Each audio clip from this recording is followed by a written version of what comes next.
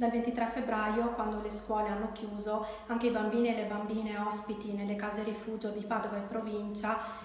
hanno dovuto seguire le lezioni online. Purtroppo, a causa della carenza di fondi, non abbiamo potuto comprare subito dei tablet e dei dispositivi per loro ed erano costretti quindi a seguire le lezioni nei cellulari delle loro madri. Grazie a un appello che abbiamo lanciato all'assessora Piva del Comune di Padova, al Centro Servizi per il Volontariato, in brevissimo tempo sono arrivati 6 tablet per i bambini e le bambine,